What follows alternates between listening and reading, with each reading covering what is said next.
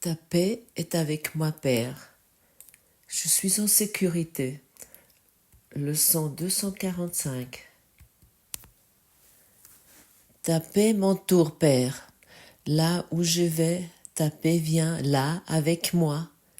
Elle répand la lumière sur tout ce que je rencontre. Je la porte aux affligés, aux essolés et aux apeurés. Je donne ta paix à ceux qui souffrent, qui pleurent, une perte qui ne pense être privée d'espoir et de bonheur. Envoie-les-moi, mon Père, que je porte ta paix avec moi, car je voudrais sauver ton Fils selon ta volonté, pour en venir à reconnaître mon soi. C'est une prière merveilleuse, il me semble, qui nous démontre beaucoup de choses, où beaucoup de gens sont en doute. Là où je vais, ta paix vient là avec moi, elle répand la lumière sur tous ceux que je rencontre. Et qu'est-ce que faisons-nous? Nous évitons de donner cette lumière avec nos propres idées, avec nos propres besoins, nos propres souhaits, nos propres désirs qui nous mettons toujours au premier plan. Et nous sommes invités, si ça nous plaît ou pas, que nous abandonnons notre propre voie, y compris nos propres attentes, nos propres demandes et nos propres besoins.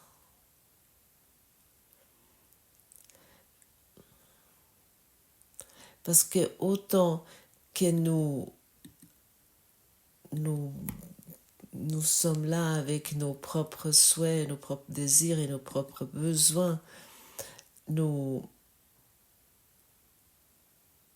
ne pouvons pas percevoir cette voix intérieure, cette paix intérieure, parce qu'il y a quelque chose au premier plan, et ça c'est notre personnalité, notre moi-je. Et si ce moi-je a reçu ce qu'il désire, qu'il veut accomplir, si cela est accompli, à ce moment-là, on peut être heureux. À ce moment-là, ça va fonctionner. Et ainsi de suite. Et ce chemin d'enseignement d'esprit nous amène exactement là. Beaucoup qui entendent cela ici maintenant, peut-être être en résistance avec cela, avec cette formulation que nous sommes ici pour abandonner tous nos désirs, nos souhaits, nos besoins personnels. Ça effraie l'un ou l'autre. Il va se dire, mais comment je peux encore être heureux, ou peut-être ces désirs secrets que chacun d'entre nous qui a, ou d'abandonner ses besoins secrets, d'abandonner tout cela, semble être difficile, mais malgré ça c'est possible. Si le chemin de l'éducation d'esprit est maintenu, et à propos, si tu écoutes ici, tu es t'as déjà beaucoup avancé sur ton chemin d'éducation d'esprit, et tu es arrivé à un point de non-retour. Je connais beaucoup d'élèves du cours qui ont peut-être 20 ou 30 ans ce cours de leur côté, qui a aussi été longtemps sur l'étagère dans la bibliothèque. Et à un moment donné, Et puis bon, c'était surtout aussi oublié dans l'étagère, sur l'étagère de la bibliothèque. À un moment donné, il revient à cet enseignement. Tu vas terminer ce chemin et le cours nous démontre uniquement comment l'ego peut être dissous plus rapidement, comment ça peut être dissous plus rapidement dans notre esprit. Mais de toute façon, le chemin, tu vas l'emprunter. Et peut-être nous, nous faisons face peut-être aussi à cette résistance et ces désirs et ces besoins, de voir ce que ça fait, de les abandonner. Par exemple, j'ai constaté pour moi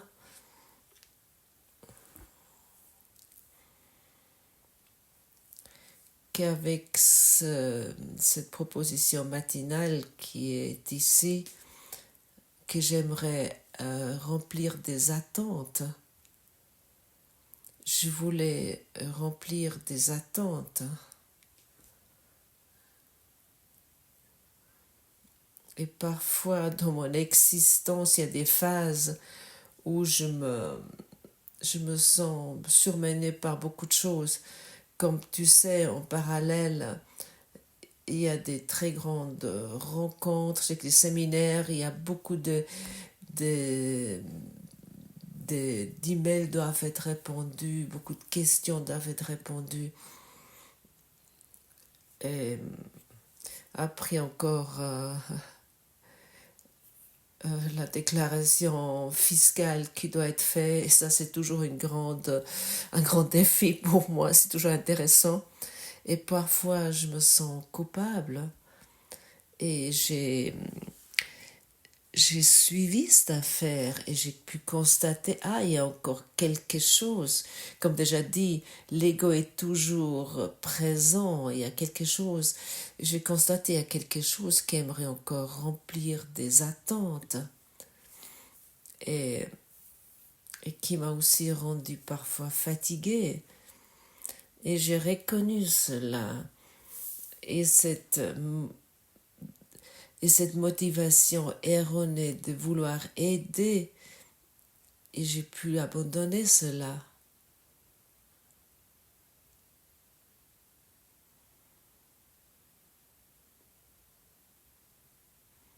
Mais autant je m'oriente après ce concept erroné, le canal n'est pas pur et clair. Ce canal, à ce moment-là, est encore traversé par quelque chose qu'on pourrait appeler le guérisseur non guéri, de proposer du soutien, de l'aide, qui finalement qui n'est finalement pas rempli ou transcendé totalement par l'amour.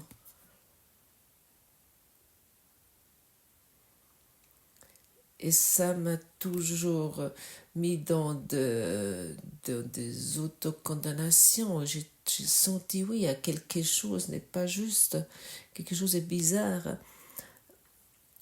Et pour cette raison, c'est tellement important de faire ces introspections pour que ce jeu, qui est en fait uniquement une construction mentale, peut être abandonné pour que ceux qui viennent peuvent recevoir le message, un message limpide, un message clair, et qui n'est pas dans cette idée je dois remplir des attentes. Et lorsque j'ai rempli l'attente, je suis aimée. Tu vois à quel point c'est traître. C'est vraiment tricky. Et je te raconte ça pour que tu puisses voir où tu aimerais encore remplir des attentes ou des besoins d'autres personnes pour être aimé. Autant que nous faisons cela, nous faisons pas du bien et nous le constatons même pas.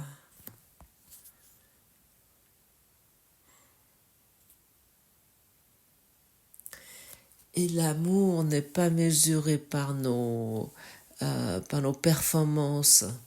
L'amour est ce que nous agrandissons, pas par nos performances particulières.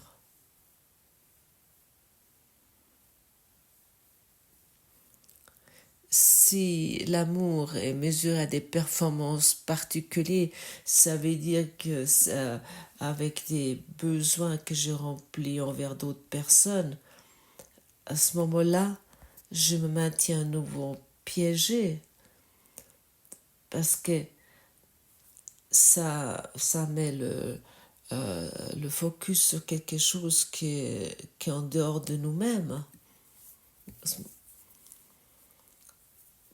pour finalement nous se juger comment nous faisons. Ah oui, ça c'était bien. Non, ça c'était pas si bien. Et là, je devrais encore faire telle et telle chose.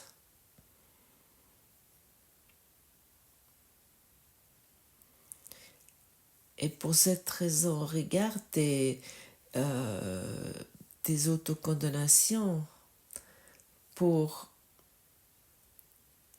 reconnaître ton véritable amour qui inclut tout.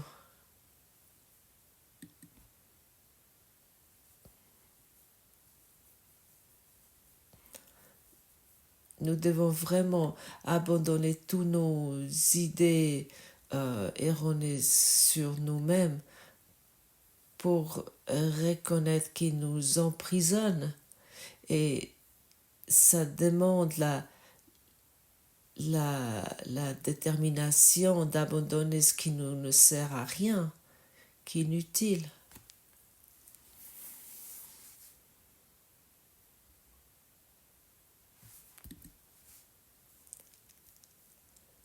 Et je n'ai pas pensé, je n'ai pas cru dans quelle profondeur et dans quelle hauteur ça m'amène. Envoie-les-moi, mon Père, que je porte ta paix avec moi. Ça signifie nos sœurs et nos frères qui nous rencontrons sont nos sauveurs parce qu'ils nous aident de reconnaître notre culpabilité inconscient et nos auto-accusations et que nous projetons sur eux. Ils sont un reflet, un miroir très utile pour nous montrer ce qui n'est pas encore guéri dans notre esprit.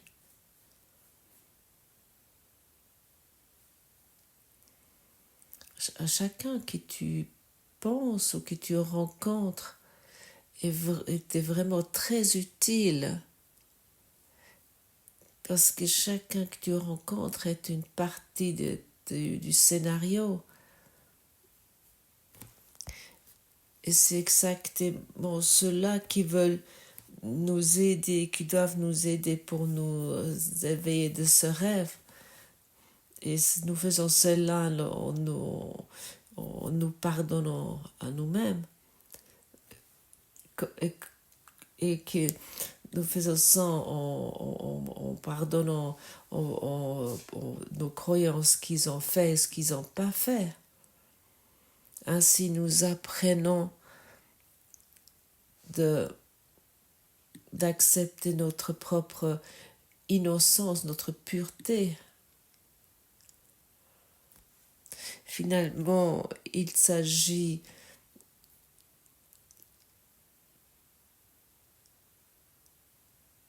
avec nos relations dans lesquelles nous trouvons de reconnaître que nous sommes un. Il n'y a qu'un seul esprit. Et peu importe ce que nous croyons sur nous-mêmes, la vérité est que nous n'avons rien fait et nous n'avons jamais pu faire quoi que ce soit pour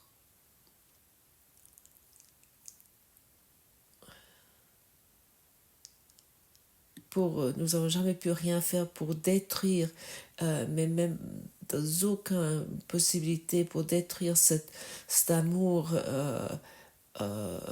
total et complet et omniprésent et omnipuissant. Nous sommes venus ici pas pour changer le monde, mais pour aimer le monde. Et nous sommes dans cet amour lorsque nous abandonnons tous nos besoins et nos souhaits erronés. Et en abandonnant vraiment cela totalement. Et peut-être, tu vas peut-être te poser maintenant la question, et comment je devrais encore vivre?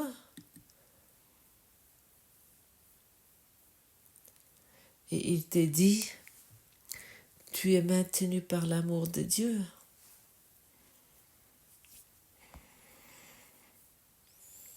Et avec l'amour de Dieu, il t'est proposé beaucoup plus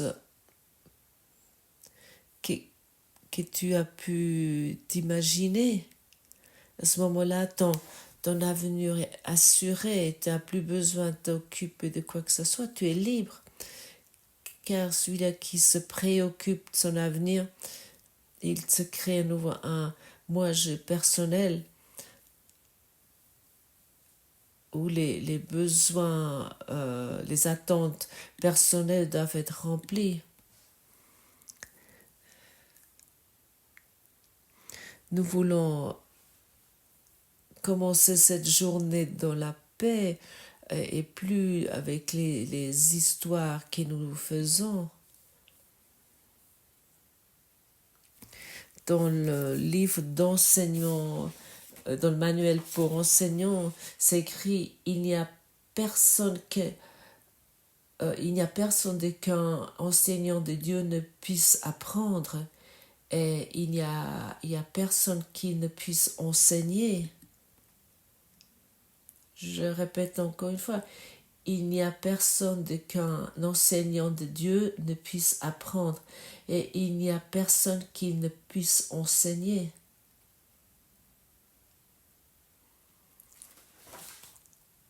Et ainsi, je suis plein de gratitude et je remercie pour cet enseignement que nous trouvons ensemble, cet apprentissage et cet enseignement où nous trouvons ensemble. Ici, ce n'est pas dit qu'un enseignement de Dieu doit être entier, que d'être complet, que d'être ici est dit qu'il y a personne qu'un enseignant de Dieu ne puisse apprendre. Alors tout est un domaine d'apprentissage.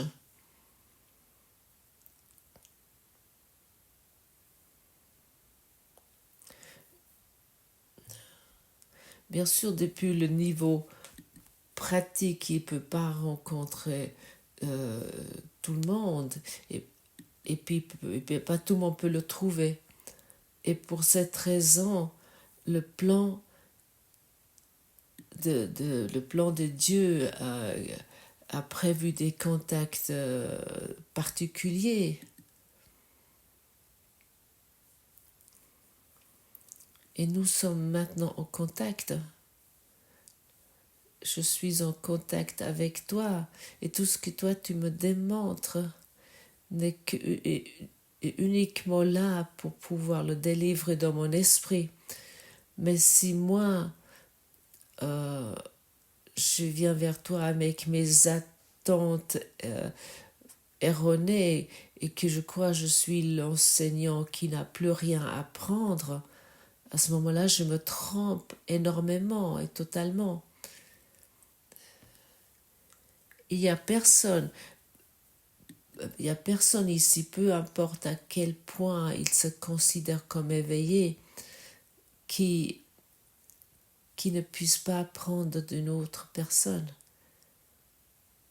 Crois vraiment pas que quelqu'un qui se déclare éveillé et en même temps il a cette condescendance et puis qu'il raconte tout ce qu'ils font faux.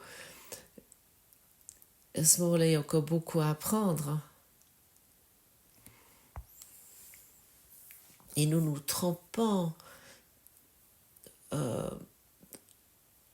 Et puis, depuis ma perspective, mais le cours il le confirme, que chaque corps qui nous apparaît ici, qui est encore ici, et ça peut être vraiment le gourou le plus éveillé, il est encore ici pour apprendre. Et chacun peut encore apprendre de son élève. Il peut encore apprendre de chaque rencontre. Et pour cette raison, j'aime tellement nos rencontres, nos séminaires.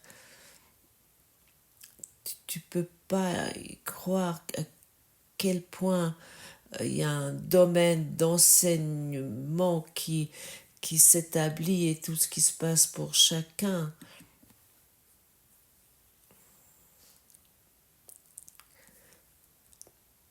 Dans le plan de Dieu, toute rencontre, tout contact est prévu. Et pour cette raison, le plan de Dieu pour les enseignants, il prévoit des contacts très spécifiques. Il n'y a pas d'hasard.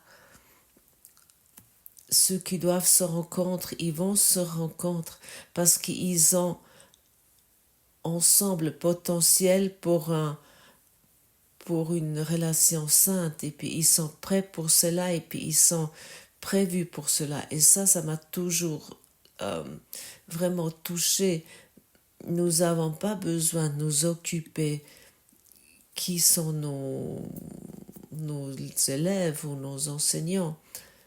Je n'ai pas besoin de m'occuper qui écoute aujourd'hui ici ou qui est disposé d'écouter cette voix et qui veut apprendre.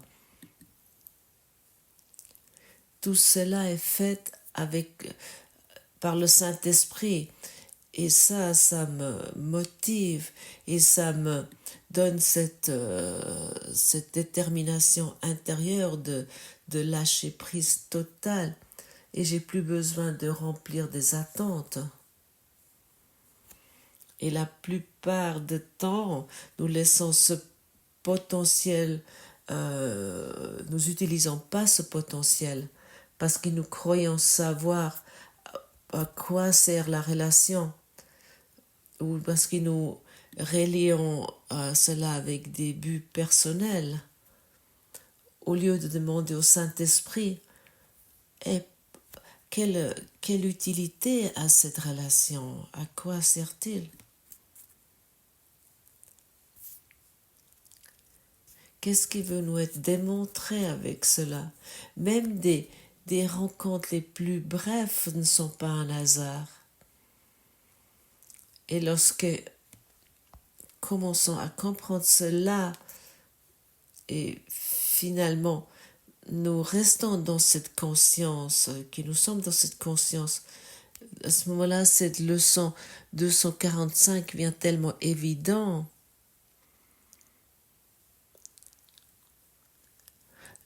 Là où je vais, ta paix vient là avec moi. elle répand sa lumière sur tous ceux que je rencontre. Et nous voulons être dans cette attitude d'esprit pour laisser luire la lumière des dieux sur chacun qui nous rencontrons aujourd'hui, sur tous qui nous rencontrons aujourd'hui. Et ne voulons plus rester avec ces anciennes idées, comment les choses doivent être. Nous nous souvenons, nous ne rencontrons pas de la matière, nous rencontrons uniquement notre soi d'esprit. Nous rencontrons uniquement nos reflets, notre miroir, nos images que nous avons créées en tant que forme. Mais la forme la matière va se dissoudre si nous sommes prêts de laisser luire la lumière sur chacun qui nous rencontrons aujourd'hui, aux affligés, aux assolés, aux apeurés. Et ainsi, nous offrons la paix à tout le monde, sans exception, et plus qu'à une personne auquel nous croyons, où nous devons remplir des quelconques attentes, ou que nous devons satisfaire des besoins. Ça, c'est le piège de l'ego. Autant que nous croyons ainsi,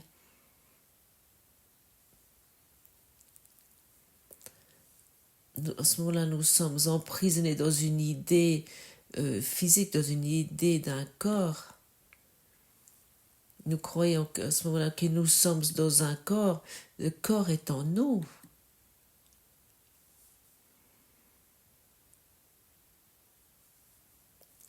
Tu peux jamais être dans un corps. Tu peux uniquement avoir cette imagination depuis un sentiment erroné de vouloir aider.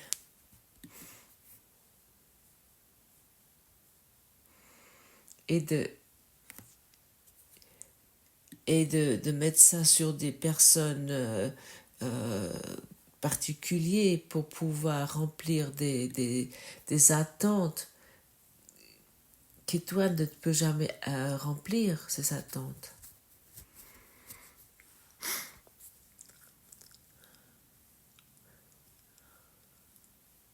Nous voulons apporter aux affligés, aux esselés, aux apeurés le message de l'amour et de la paix. Nous voulons apporter cela et rien d'autre. Et nous faisons ça en regardant avec le pardon sur les choses. Faisons cela ainsi. Nous rappelons, nous sommes un seul esprit. Nous rappelons, dès que je me pardonne un reflet, une image reflète de moi, à ce moment-là, l'univers entier peut profiter. Et nous sommes invités de suivre notre intuition. Notre intuition nous amène vers les affligés, les esselés, les apeurés.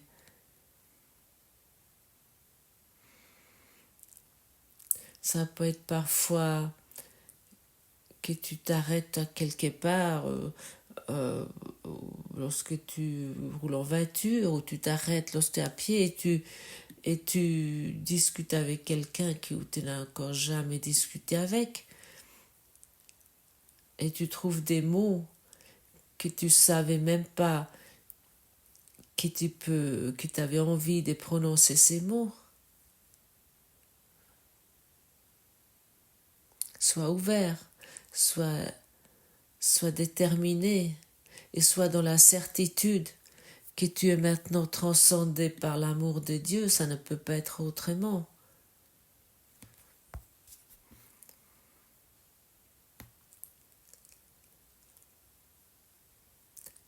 Et nous voulons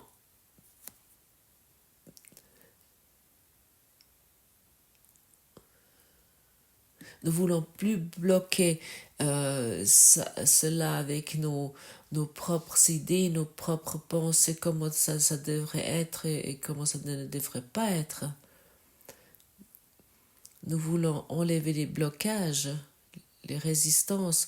Et pour cette raison, dans le cours, c'est très souvent dit, l'amour ne peut pas être enseigné, mais elle va pouvoir se démontrer si nous enlevons les blocages.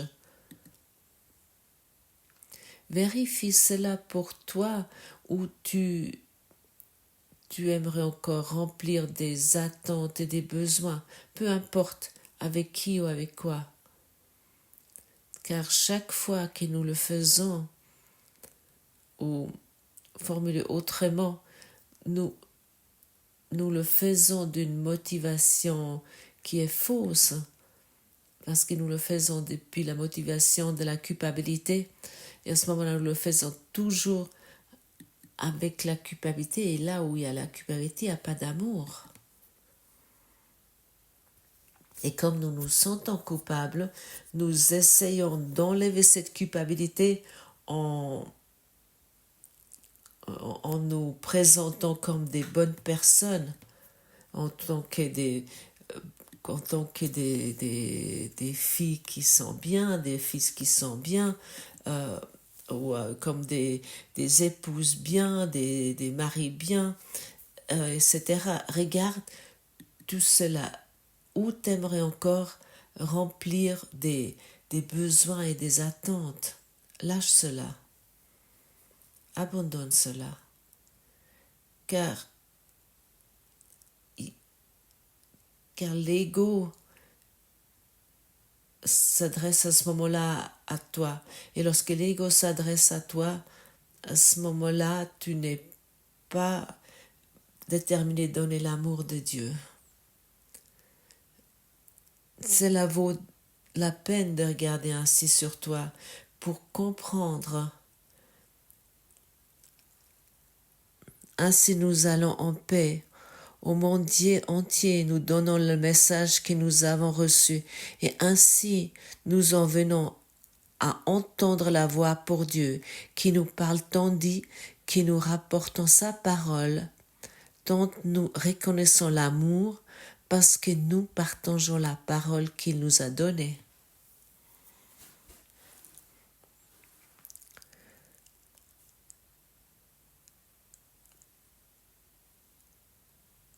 Donc, nous reconnaissons l'amour parce que nous partageons la parole qu'il nous a donnée, et nous faisons cela certainement pas avec notre je personnel, ce moi-je personnel. Trouve cela pour toi. Et ce moment-là, ces leçons vont s'éclore depuis ton esprit sans que tu aies besoin de faire quoi que ce soit. Merci pour ton écoute. Et je te souhaite une journée merveilleuse, lumineuse et pleine de paix.